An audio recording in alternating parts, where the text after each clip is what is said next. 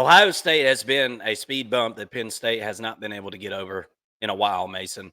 And if you look at Penn State over the last few years, they've really handled their business in every single game, in every single scenario, just about over the last few years.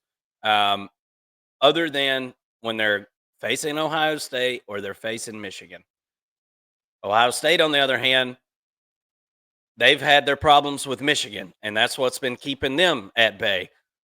This is a two very different teams, I feel like, this season. Now, Penn State, I feel like, is similar to what we've seen in the past as far as offensively, and we got to talk about some injuries and stuff for each of these teams going into this matchup. I think that's going to be something that's going to play a factor. Unfortunately, as college football fans, we love to see these teams, when they're at their healthiest, and that's not going to be the case for either one of these teams going into this football game, regardless of whether or not some of these guys make it back for the matchup or they don't.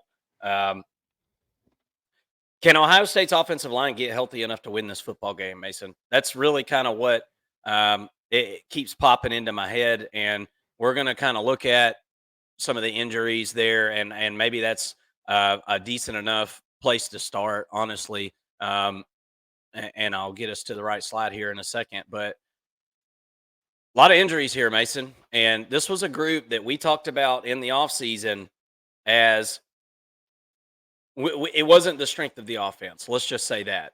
We didn't think the starting group was bad necessarily, but there was some questions coming off the last couple of seasons. I don't think it's been the strong suit for Ohio State necessarily, but Josh Simmons out for the season, right? Donovan Jackson is going to have, he moved over in this past game to play left tackle. Now, look, I want to say this before I unpack all this. This is subject to change here. This offensive line, the way things have been mixed up, and in particular, Donovan Jackson going over to left tackle, we might see a little something different this Saturday than what I'm predicting here. But I'm just going off based off of what Ohio State has done, in the last game or two, filling in for some of these guys, and Coach Day said it himself that we'll reevaluate this week, right? And we'll see who's healthy enough to play where. But left tackle is a big concern, Mason. Josh Simmons out for the season. Mikowski went out this past week. That was the backup at left tackle, which that's what prompted Donovan Jackson to scoot over there to left tackle.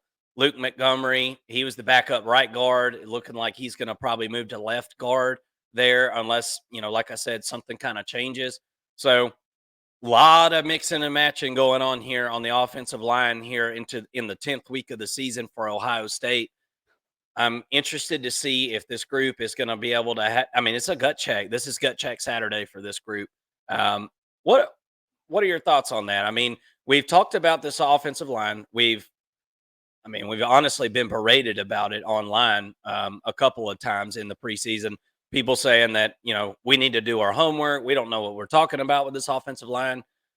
Whether that was right, wrong, or indifferent, at this point, this offensive line is a shell of what it was. And we already didn't think it was like top 10 group in the country or anything. So with this offense wanting to run the football like they want to run the football, I think this is a concern. What do you think?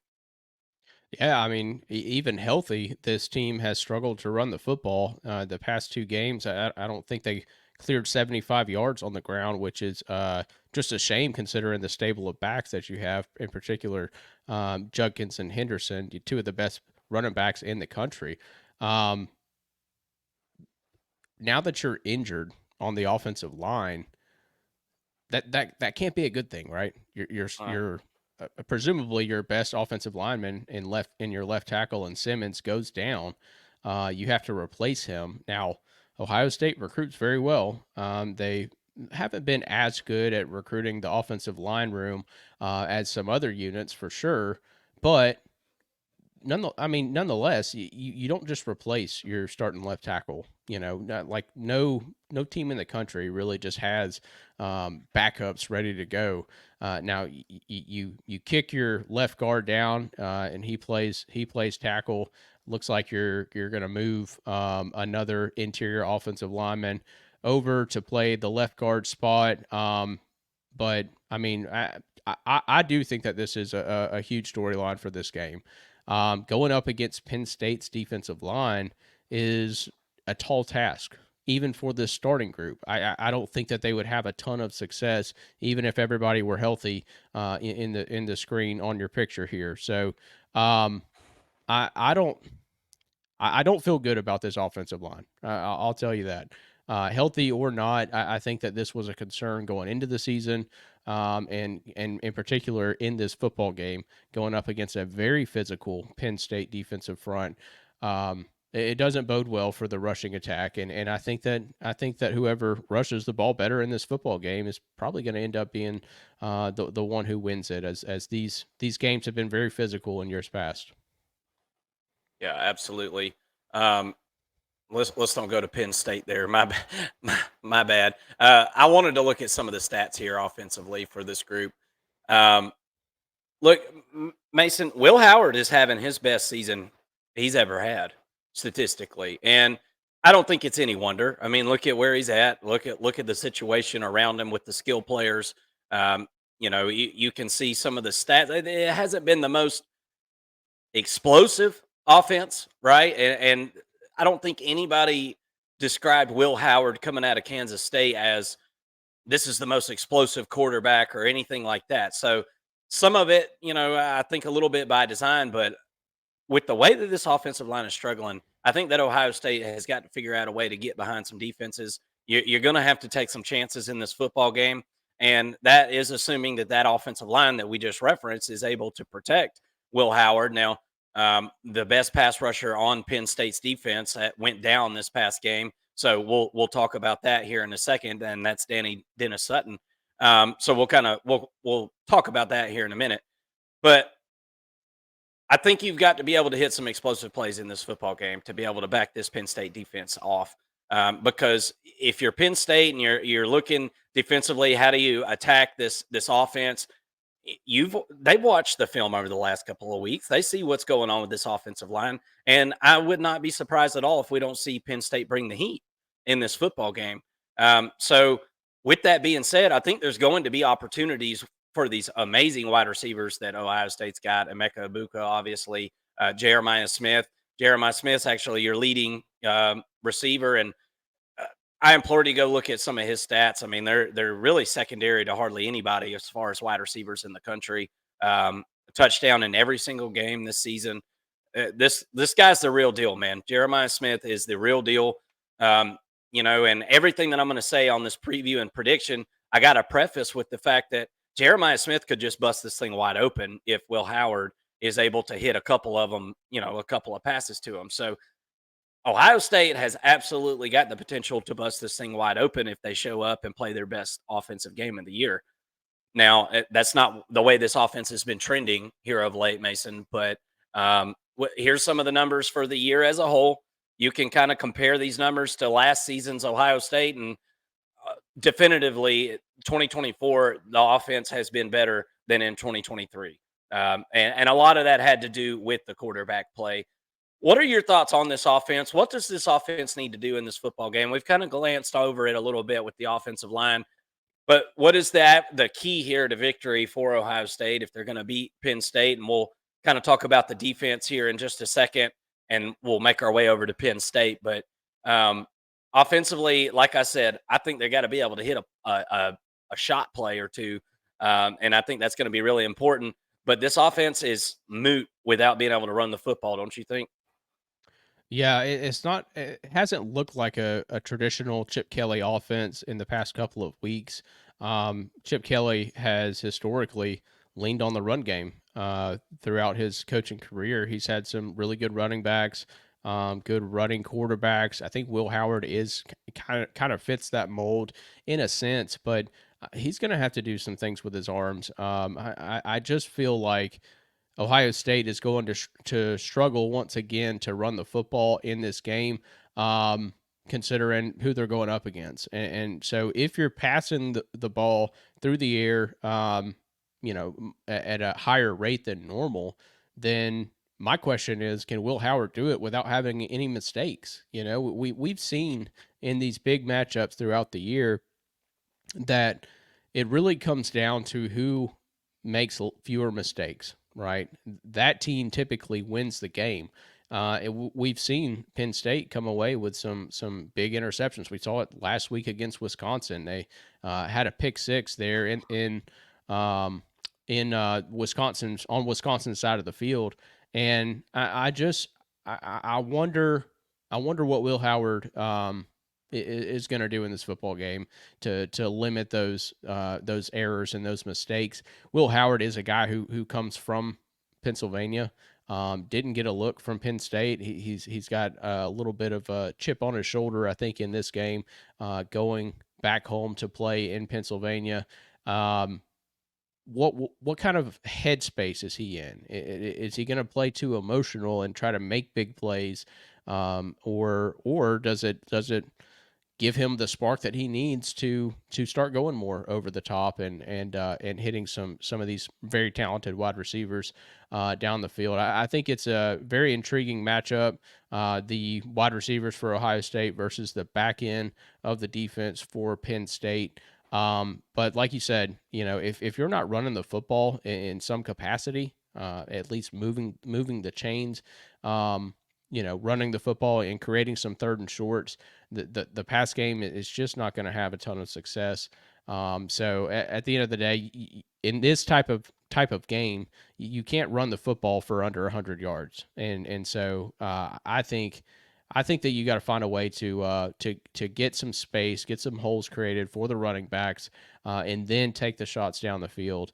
This offense is more than capable of doing that. They've got the playmakers to do it. I'm concerned about that offensive line up front. Defensively for Ohio State in this game, I feel like this is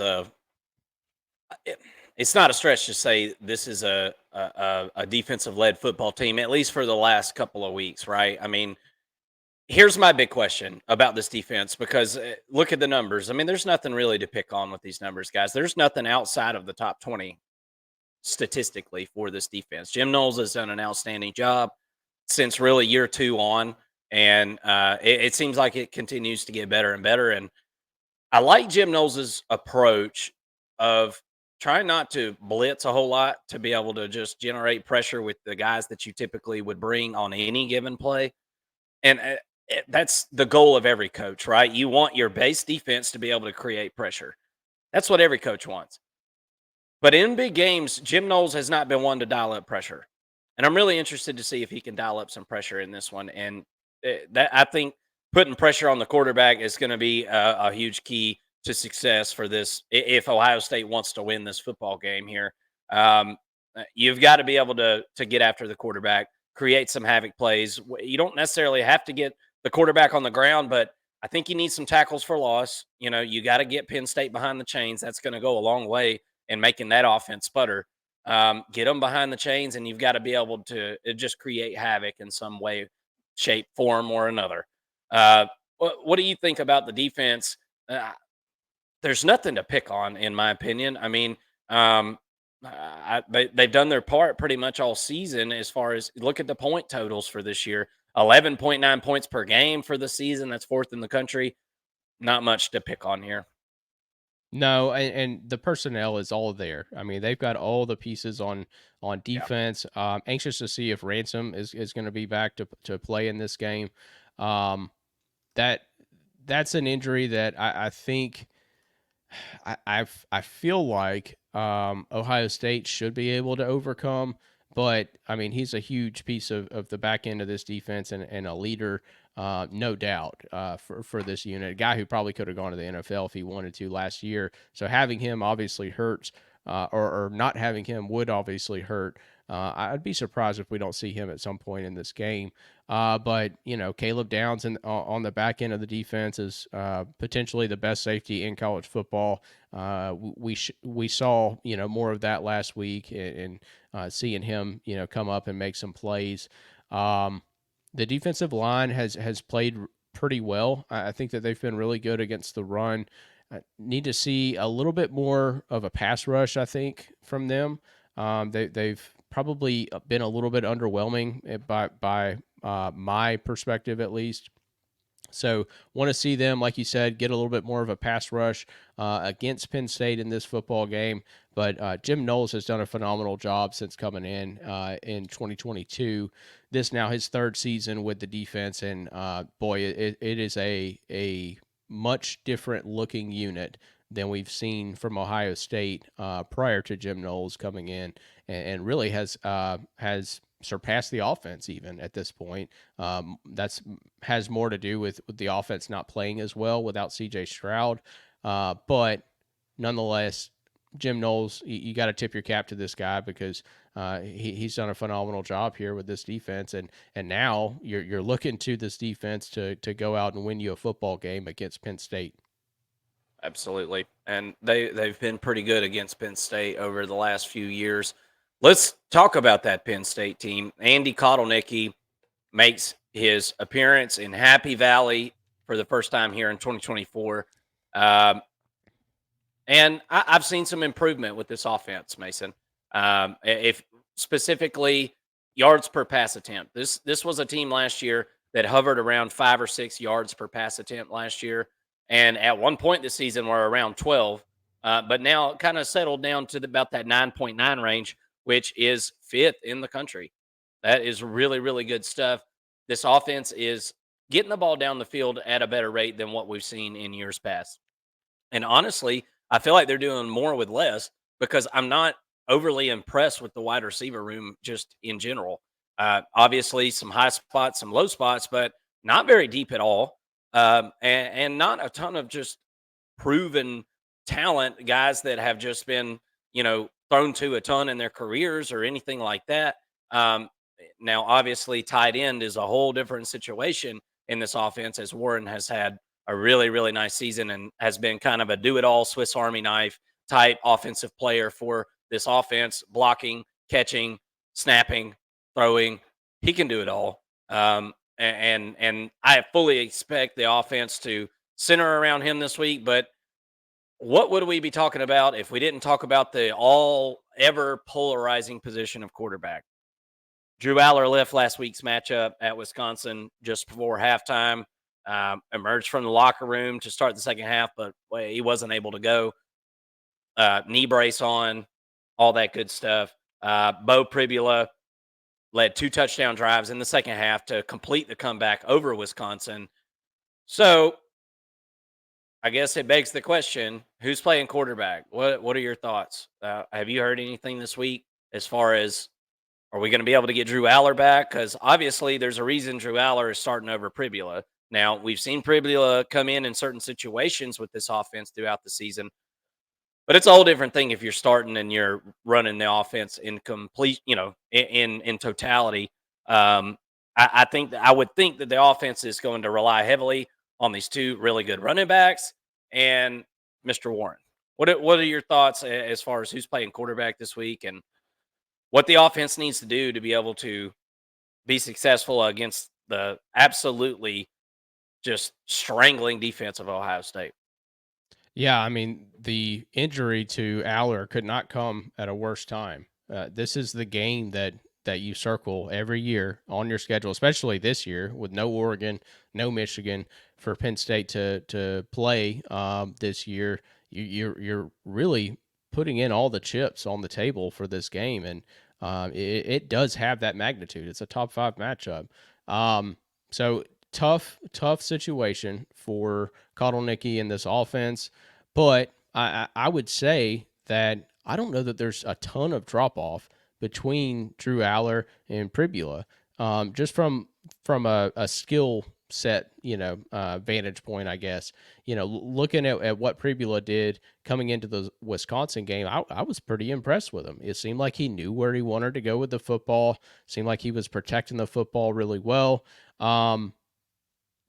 I would be surprised. That being said, I would be surprised if Drew Aller doesn't play in this football game in some shape or form. It seems like the injury was minor. That Aller faced. We saw him walking on the sidelines, and we saw him, cheering his team on. It didn't seem like he was too ginger on that knee there. So I feel like he's going to play, But at the same time, when you look at from a prep standpoint, you've got to have both of these quarterbacks ready in this football game, regardless, right?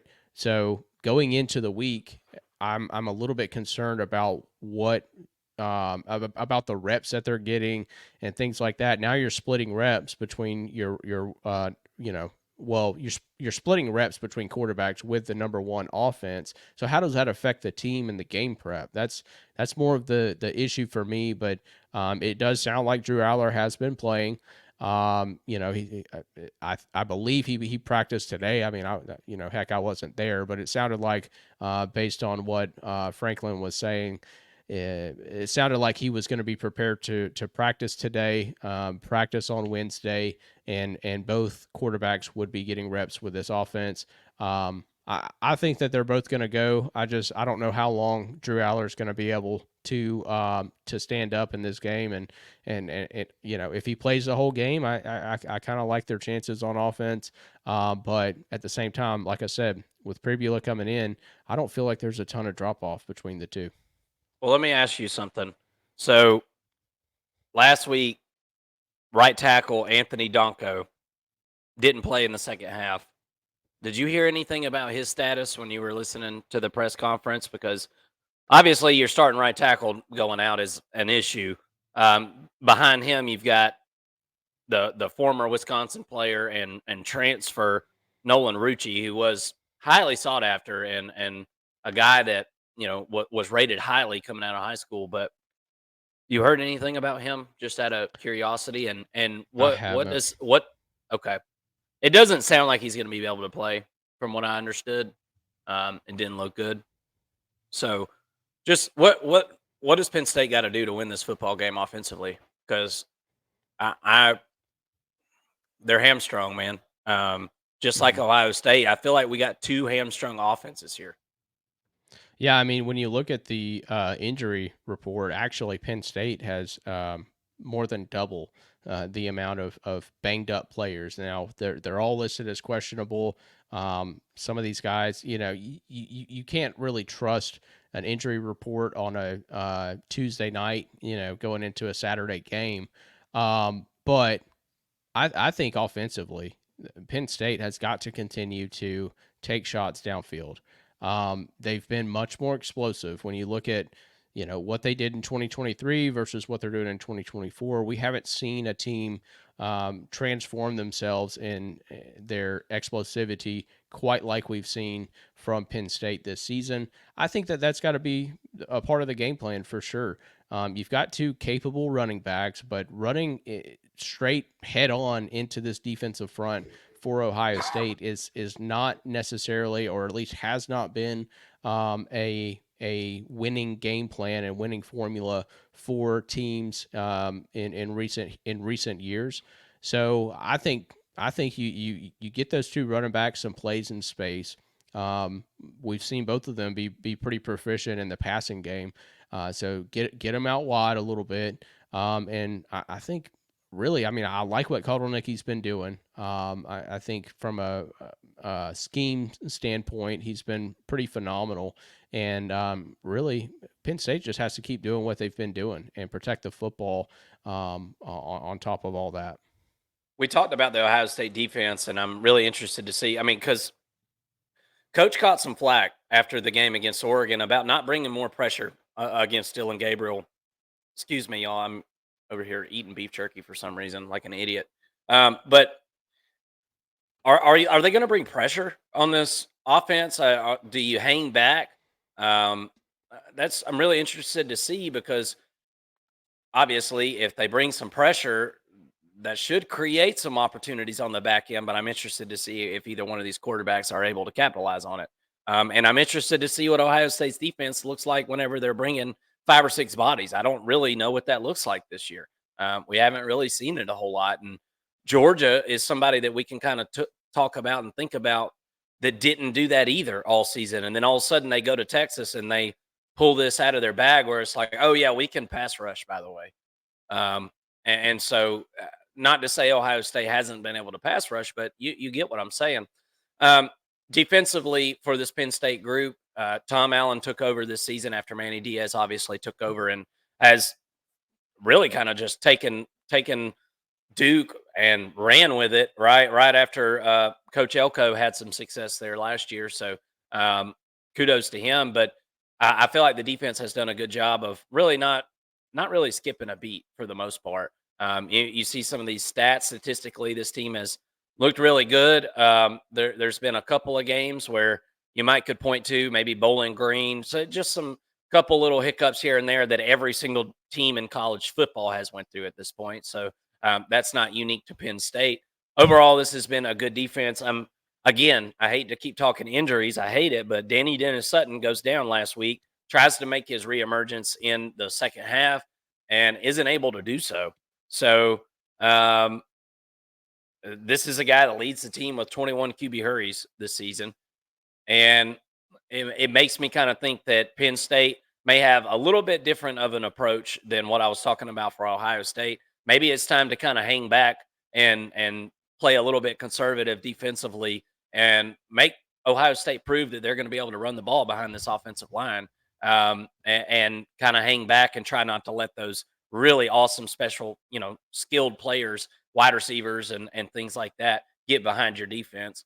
Um, it's been a good defense this season for Penn State. They're going to need a really good performance this week. Probably going to need to get some turnovers as well. What do you think, Mason? What do they need to do defensively here?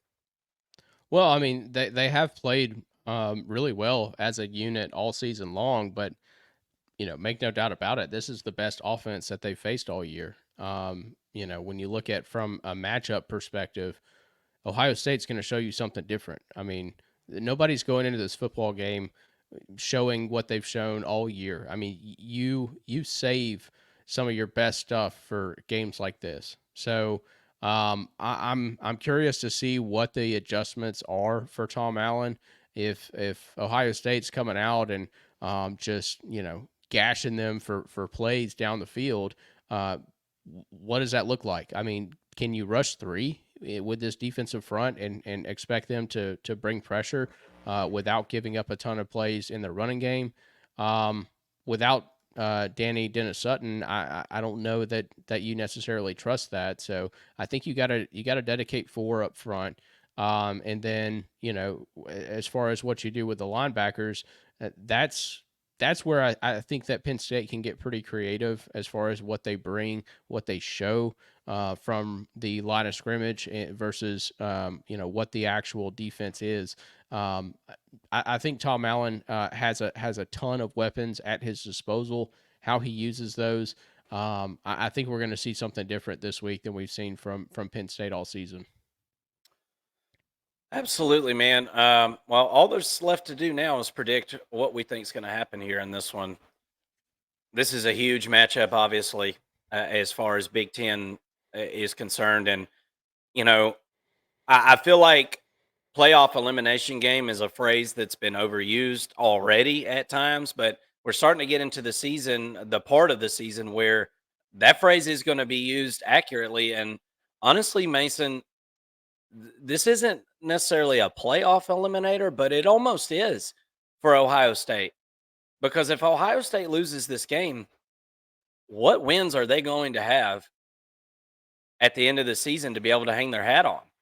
I mean, the Michigan win at this point, and that's assuming that Ohio State's able to get over that hump this year. Um, that win doesn't have a whole lot of weight to it at this point. Michigan's been a very disappointing team thus far. Um, so this is kind of a last call, in my opinion, for Ohio State. And I think you're going to get this team. I think they're going to play like it, and I think they know that. If you have any hope of making a Big Ten championship, you got to win this football game. Um, I, I have to see Penn State win one of these, Mason, before I'm going to be able to pick Penn State. It hasn't mattered if it's been at Penn State. It hasn't mattered if it's been on the road. Ohio State's owned this series, and while I think this is going to be a very close game, I'll take Ohio State by 3 in this one. And I think it's going to be a really low scoring football game. The over under set at 47.5, so that's not some kind of hot take or anything like that. But I wouldn't be surprised if we didn't end up seeing this game like, 20-17 or something like that. That wouldn't surprise me a bit in this football game. Um, it's going to look like an old school Big Ten football game, in my opinion. Give me Ohio State to win it. Give me Penn State to cover. I don't think I'll actually be betting any money on this game. I think there's too many unknown factors here. What are your thoughts? Yeah, I mean, Ohio State has absolutely owned this series, especially as of late. They're on the longest winning streak of the series at 7 right now. If they can win this weekend, that will make it 8. Um, I'm kind of with you, Mark. I do think that Ohio State has a lot more to play for in this football game than Penn State does. Penn State can lose this football game, win out easily with their remaining schedule, and still make the Big Ten championship game and potentially make the college football playoff. Um, Ohio State, on the other hand, they already have a loss to Oregon. They've got Michigan later on, and they've also got a tough matchup with Indiana, that they have to circle, moving forward. But make no doubt about it, Ohio State is going to come in prepared for this football game. I think that they have more playmakers on both sides of the football, and I think that those playmakers will show up in some fashion. This game is going to come down to one big play. Whether that's a mistake made by a team, or a team, or one of the team's offenses just getting a huge play in some capacity. I do think this is going to be a 4-quarter game.